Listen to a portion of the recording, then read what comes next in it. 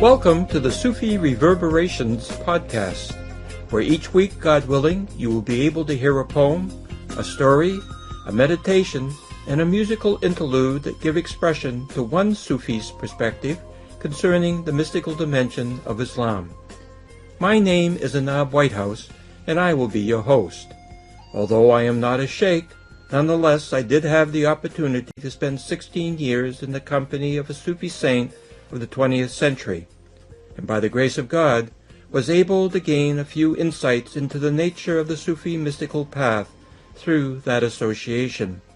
So, without further delay, let's proceed to the essential contents of this episode. The title of this week's poetical selection is States, the Usual Suspects. With strands of sleep still twined about consciousness, I search, checking to see what feelings are present to meet today. Hungover from events of yesterday, one is never sure what residues will have endured through the night to filter what is yet to come. Memories are screened by some wired projectionist with a random bent and a real attitude to vent, giving an edge to the virtual scenes blinking on and off inside of me. I would like them to stop, but the whole thing is beyond my control. Rummaging through a closet of emotions, looking for clothes to suit a mood, considering this and that possibility to convey who I am, at least for today. Nothing seems right, so in haste I pull whatever is next off the rack. Rituals of life have begun, and before the day is done, I will run through variations on an array of habits which color existence and consume time, traffic lights of being that tell one when to stop and where one should go. Appetites of one kind or the other start to flow in different parts of my body, push me here or pull me there, forcing one to know when to say yes, when to say no. Like an inductee in an army of living dead, hungers haunt me. Ideas wash up on the shores of awareness, flotsam from ships lost at sea. Sifting through endless debris, I try to salvage items of worth, but the process goes slowly, for my light is variable, and there are shadows with which to contend. Likes and dislikes blow through me as a northeaster, full of fury and driven rain, moved by forces I do not understand, wet and chilled to the bone, wondering when the next front is due to pass this way. Life seems to be trapped in cycles of sunny storms. Rhythms of the night begin to ascend as day's end slowly slips towards darkness. Thoughts of what might have been flicker in the twilight. Choices made, chances missed. Questions of right and wrong stir the air as I drift off to sleep. Where dreams wake, soon it starts again.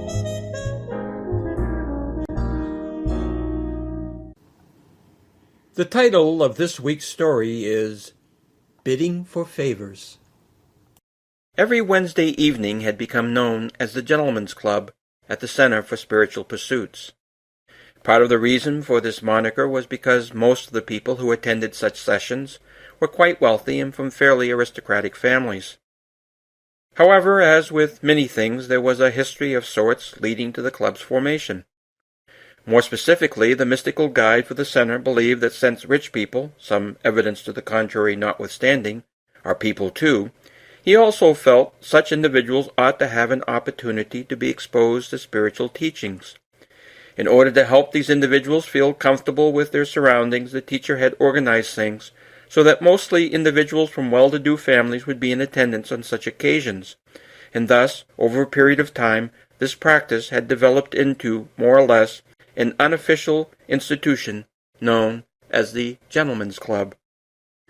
The way these meetings unfolded tended to vary from week to week, but usually at some point during the evening there would be a period of discussion concerning the nature of the mystical path.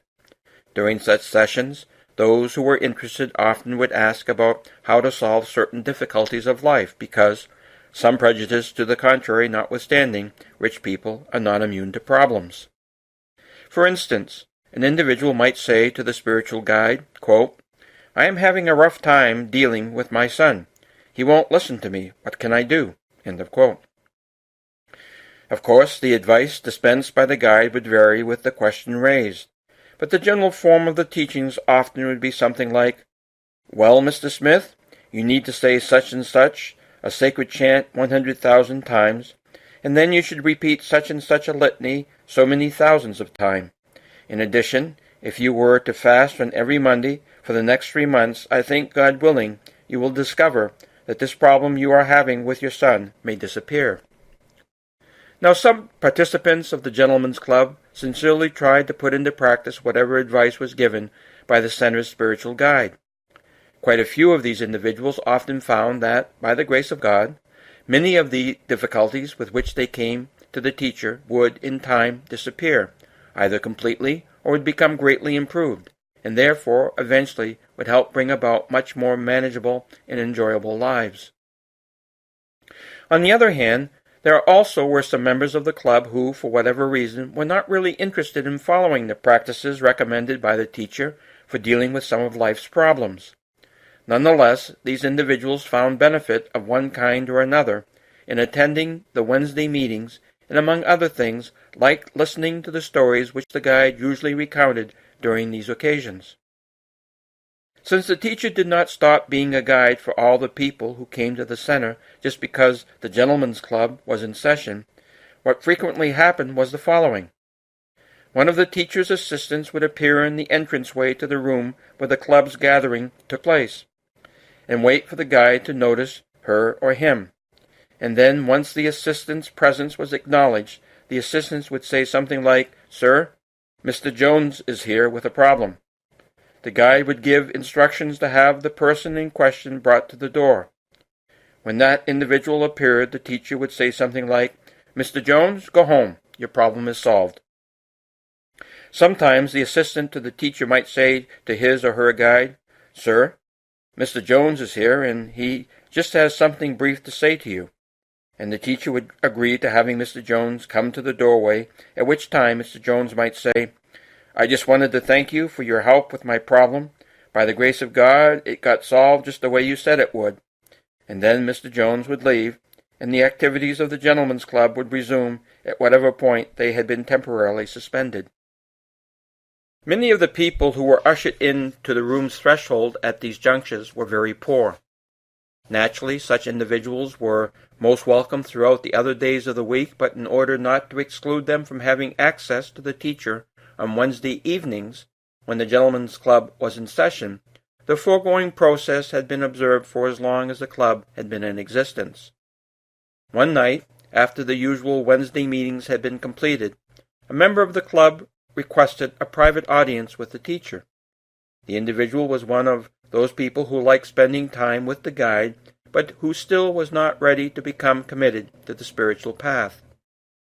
The man opened the conversation with, "I've observed over the years that there have been numerous instances in which you briefly have interrupted our Wednesday meetings from time to time in order to accommodate the needs of this or that person who had come to the door seeking your assistance. I think what you do for these people is wonderful, but I couldn't help notice there appears to be a difference in how you treat those individuals relative to how you treat the members of the Wednesday evening sessions.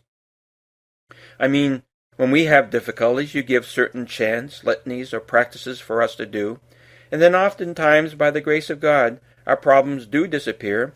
But when these people show up, you just seem to tell them that their problem is solved, and they go away.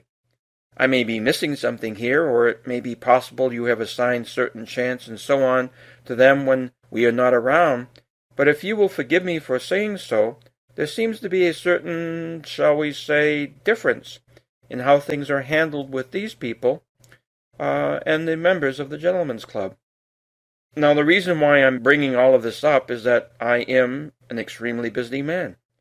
My various companies keep me going 7 days a week, 18 to 20 hours a day, and I consider myself very fortunate to be able to free up even a few hours of time for these Wednesday meetings.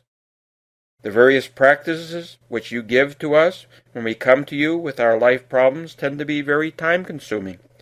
I would like to be able to devote the time necessary to do these things, but unfortunately, under the present circumstances, this is just not feasible.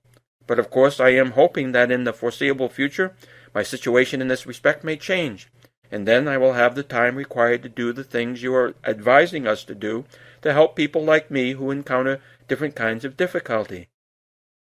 However, for the time being, I was wondering if perhaps I might be able to pay whatever amount of money you feel is appropriate as a sort of substitute for not having to do the practices. I realize the people who come to the door on Wednesday night are usually quite poor, and maybe as an act of charity, you just help them out, and I don't really have a problem with that. Moreover, since money is not an issue with me, I am quite prepared to give thousands of dollars in lieu of time, which for me is more precious than money. If you would be willing to accept this proposal I am making, if you wanted, you could distribute what I give to help out the poor. I would be quite happy with that. The guide had been listening to the man, and when the latter had finished outlining the suggestion, the teacher merely shook his head and said, "Sir, I'm afraid you can't afford the cost of such an arrangement." The teacher's words startled the man. The latter protested, "You may not realize it, but I am one of the wealthiest men in the country. Really, money is no object. Charge whatever price you like, and believe me, I can write you a check for that amount." The teacher merely repeated his former words. The guide thanked the man for his proposal, apologized for not being able to accommodate the idea, and suggested that if the man were in a position to do so, then whatever money the man cared to donate to the poor would be a good thing, and proceeded to terminate the conversation. Many years passed. As always happens with the passage of time, things simultaneously changed and remained the same. With respect to the rich man who had come to the spiritual guide with a proposal of exchanging money for time, the tides of fortune had turned to low ebb. The economy had fallen apart, and so had the man's business empire. He had lost almost everything, including his family. One thing led to another in his downward spiral, and as a result he had taken to drinking. Eventually he hit rock bottom, and was as miserable, depressed, and forlorn as a person could be. Waking up one day in a shelter for the homeless, he felt deep despair. In such a condition he remembered the spiritual center, and how kind and charitable the teacher always had been with respect to the poor and unfortunate, and as a result he decided to go there that evening. As the irony of fate would have it, it was Wednesday, and the gentlemen's club was in session. The man spoke with one of the teacher's assistants, requesting an audience with the guide. The assistant came back a short while later and said, "The teacher cannot see you right now, but if you will wait, he will try to meet with you in an hour or so." The assistant led the man to a room on the 3rd floor, asked him to take a seat and be patient. The man was disappointed. He had hoped he would be ushered into the room, as had been done with all those other people he had seen when he was a member in good standing with the gentlemen's club, and that he would be told by the teacher, "Go home, your problems are solved." But such was not the case. Instead, he had been kept waiting. Under the circumstances, it was an added humiliation. But because his situation was desperate, and he felt as if there were nowhere else to turn, he waited in the room to which he had been taken. A little over an hour later, the door to the room opened, and the teacher entered. He smiled, approached the man, and shook his hand warmly, saying, "I'm terribly sorry for not coming sooner, but there were a few things which delayed me." The guide sat down near the man and commented, "I have not seen you for such a long time. What's been going on?" As soon as the question was asked, the man broke down and cried. Over the next hour, amidst sporadic tears, the man told the teacher all that had happened. The teacher listened with great empathy. When the man had completed summarizing the last 10 years of his life, the teacher gripped the man's shoulder in an affectionate commiseration and called out for one of the center's assistants to come into the room. When the assistant appeared, the teacher said, "Contact Mr. Carson and tell him we have someone to occupy that position he has been looking to fill." And then the assistant had left. The teacher returned his attention to the man in the room. "I've taken the liberty of putting you forward for a job I have in mind. If you like the position, naturally you can keep it, and if there is a problem, we'll see what else we can find for you. But in the meantime, this job should help your situation out somewhat, and then we can begin to take a look at some of your other difficulties." The teacher hesitated briefly and continued by saying, "I didn't talk with you immediately when you came to the center, because the gentlemen's club was in session, and I didn't want to embarrass you. I know you used to travel in the same social circles as those people, and showing up at the door in front of them might have been very difficult for you." The teacher became quiet and reflective for a moment. Eventually he said, "Do you recall that conversation we once had years ago when you were in position to offer money in exchange for the time, which then you didn't have available for doing various chants and so on, that I used to recommend to the members of the Gentlemen's Club whenever they had problems of one sort or another?" The man nodded his head in remembrance of that occasion, and feeling that he knew where the teacher might be going with the question, the man said with a sheepish grin on his face, "Well, I guess I've got the time to do those things now, don't I?" The teacher laughed and said, "Yes, perhaps so. But actually I was thinking of another part of that conversation, the part when I told you that you couldn't afford the cost of the service which would permit you to exchange money for time. That remark puzzled you, didn't it?" Thinking back, the man said, "Yes, quite frankly it did." The teacher responded to the admission with, "At that time you could afford the price of nearly everything, but spiritually speaking you knew the cost of almost nothing. And now you can afford the price of almost nothing, but you have a much better appreciation concerning the spiritual cost of many facets of life. Son, the important things of life are almost always about cost, never about price. The price of our services here at the Spiritual Center has always been free. But there is a cost associated with everything we offer, both in the receiving as well as in the giving. At the time of our earlier conversation, you could not afford the cost of our services, neither with respect to the practices which I recommended, nor especially in relation to the help which used to be given to the people who would show up at the door during the meetings of the Gentlemen's Club. Now you have experienced something of these costs through the events of your life during the last decade, and consequently I think you are ready to benefit from our help." The man embraced the teacher, crying, with relief and deep gratitude for the assistance he was receiving. When he managed to compose himself a little, he noted, "There is one thing in relation to what you just said that I'm not sure I understand." Upon noting the teacher's indication to continue on, the man said, "You spoke about there being a cost associated with the services being offered here, both with respect to the receiving as well as the giving of such services. I suppose, to some extent, I may have garnered a little insight concerning what costs might be associated with the receiving of spiritual services, but I don't quite understand what costs are associated with the giving of these services. Presumably you are not talking about the price of things necessary to operate the center, are you?" The guide shook his head, saying, "No, you're right. Although obviously there is a cost associated with the time, effort, and talent which underwrites the ability of people to acquire money to, for instance, donate towards the rent of this building. However, what I had in mind was more a matter of the tremendous sacrifices which many mystics of the past have had to make in order to ensure, by God's leave, that this spiritual tradition might be preserved and be available to those people today who are interested in seeking to take advantage of what the mystical path has to offer.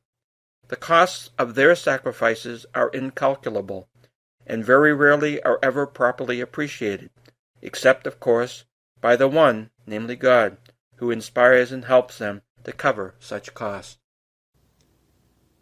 This week's musical interlude is "Wandering Soul."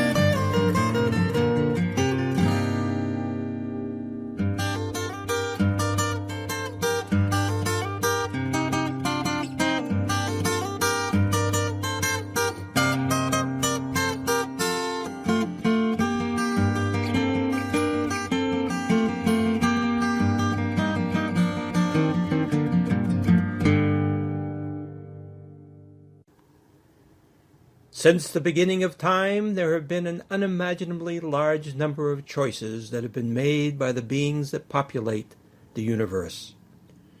Relative to all the choices that have been made or could have been made, your virtually infinitesimal, minute choice has induced you to be listening to the Sufi Reverberations podcast. The topic for this week's meditative essay is knowledge. There are many kinds of conceptual systems which are considered to be knowledge. Most of these forms of knowledge may have no lasting or essential value. For example, one can have knowledge of philosophy, and one can have a philosophy of knowledge. However, philosophy, taken in and of itself, does not necessarily constitute knowledge about anything. Philosophy involves methodologies, ideas, arguments, issues, problems, theories, reflections, values, critical analysis, imagination, intuition, reasoning, logic, questions, and assumptions. For more than 2,000 years, human beings have been combining these different constituent aspects of philosophy into countless conceptual packages, like widgets of varied description coming off an assembly line. One may find these philosophical packages interesting and useful in various ways. One may derive meaning and purpose from such packages. One even may organize one's life around a particular philosophical package. Whether any of these packages provide one with knowledge of the nature of a given dimension of reality or truth is as contentious an issue now as it was several thousand years ago. Whether any of these packages will permit one to really know whom we are or what we are doing here is uncertain. To know the ins and outs of philosophy requires a lifetime of dedicated study. In fact, one lifetime is probably not enough. There are hundreds, perhaps thousands, of philosophical experts in areas involving logic, metaphysics, ethics, epistemology, history, education, mathematics, science, economics, psychology, politics, and law. Most of these topical areas can be broken down further into numerous subspecialities. None of these experts has expertise in all areas. In fact, most professional philosophers have only a passing acquaintance with any but a small handful of philosophical areas. Thousands of books and articles are written every year in every one of these areas of philosophical speciality. No one human being, not even a professional, can keep up with the mass of material which is being churned out. Someone may read it, someone may reflect on it, someone may critically respond to it with additional books and articles. What it all means is anybody's guess. What relation, if any, such material has to truth or knowledge is unknown to the vast majority of us, and perhaps even to professional philosophers themselves. Indeed, one is faced with the following question: how much of one's life does one want to spend trying to find out if there is anything of lasting value in any of this material? The story of philosophy repeats itself across the spectrum of disciplines.